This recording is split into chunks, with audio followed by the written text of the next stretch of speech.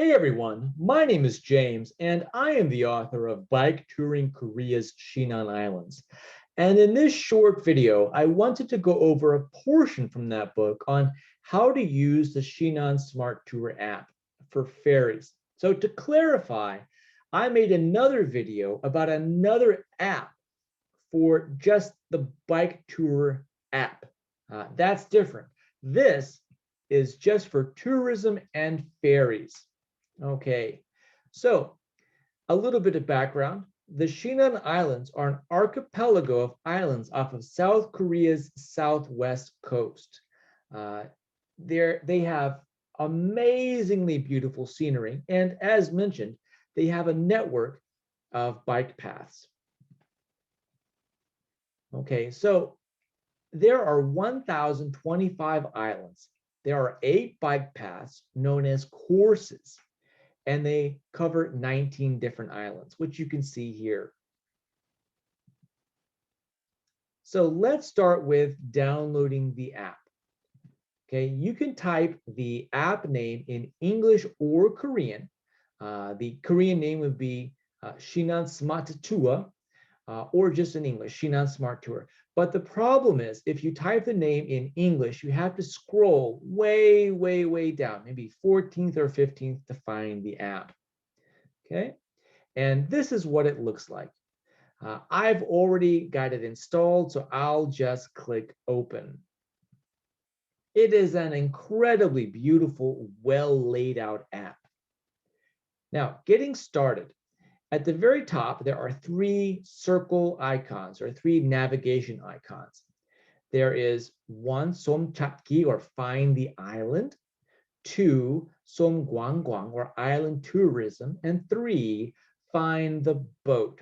Okay, let's start with number 1, find the island. I'll click on that, and it will open up this page. At the top, you can see up here, Indo, that means populated island. Okay, I'm going to click on this Bukbu Gwanyok, and it will open a list of islands. And I can click on right here, Jungdo, and it will show me basic statistics about that island. For example, it's got down here 1,640 people. I'm going to click the back button. And then one interesting thing, we've also got this Muindo. You might recognize those first 2 letters, Muin. That means personless. Here that means personless island, but you might have also seen it on a Muintel, or a personless love motel with no receptionist, for those people who want absolute privacy. Anyway, let's go back and look at the second circle navigation link, island tourism. Okay, so this lists most of the islands. And if I scroll down, I want to click on Huksangwan.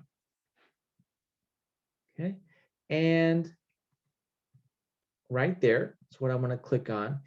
It shows very detailed tourism information about the island. Okay, so Huksan Island is the furthest of the bunch, course 8. It's about a 2-hour ferry ride from the mainland. So if I look up here, Sukbak Sisol, that will show accommodations. I'm going to click on that. You can see different motels on Huksan Island. If I click on Matchip Jongbo, that's tasty house information or restaurant information. A lot of restaurants and hotels in Huksan Island. Now, if I click on VR next to Huksan Island, that is really cool. It will show a 360-degree view drone shot of the island. Okay, taking my phone a little while to load that. But yeah, a few notes on Huksan. It is probably the prettiest island, but the shortest course. So here's the VR view, really pretty. I'm going to zoom in right there in that little cutback. You're going to be riding up to the very top of that. And let me tell you, it's going to kill your legs. All right, a little view of the ocean. All right, so now I'm going to go back again. Okay, and now number 3. the main purpose of this app, find the boat. I'm going to click on that. Okay, so you can see the little boat icon, find the boat. Up at the top, there are two tabs. Number one, there's Kaja Shinanro. Let's go to Shinan. And the next one, Kaja Chipuro. Let's go home. I don't know why they designed it like this. It's a little bit confusing, but the only difference is let's go to Shinan lists the arrival or dochak first, the departure second, 출발. And for let's go home, it's the opposite. Okay, so I'm going to click let's go home. It's much easier to use, just makes more sense to me. So as you can see, this lists the 출발 or departure first, and it lists the dochak or arrival second. And then third, it lists the date.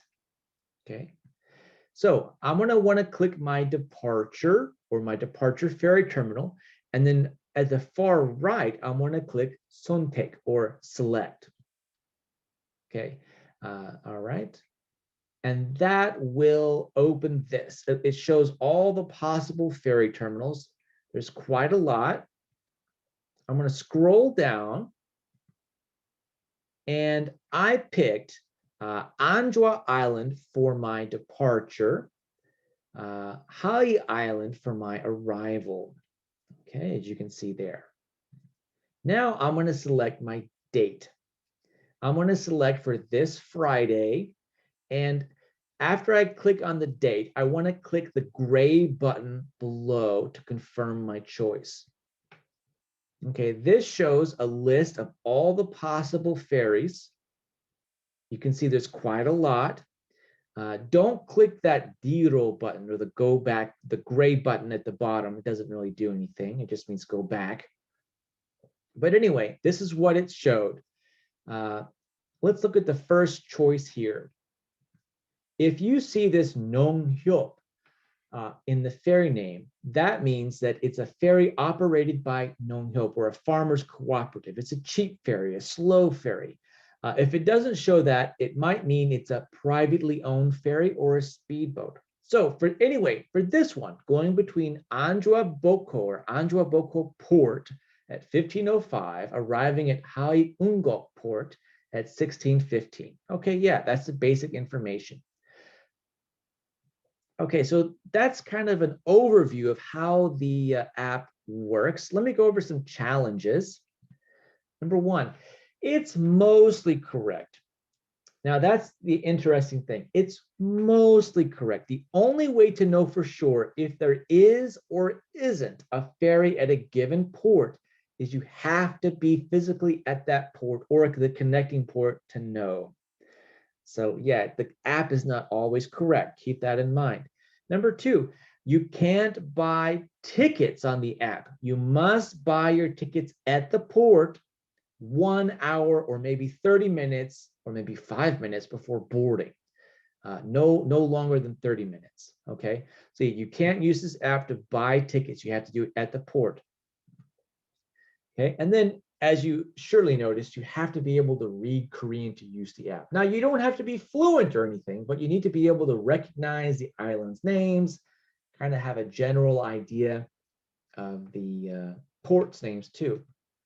So yeah, if you'd like a much more detailed explanation of how to best navigate and ride around the Shinan Islands, either for the bike tour or just for tourism, please check out my book on the subject, Bike Touring Korea Shinan Islands. It's available on Amazon, and I've got the link in the show notes.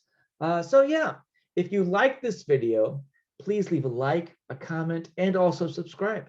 So that's it. Thank you guys so much, and bye-bye.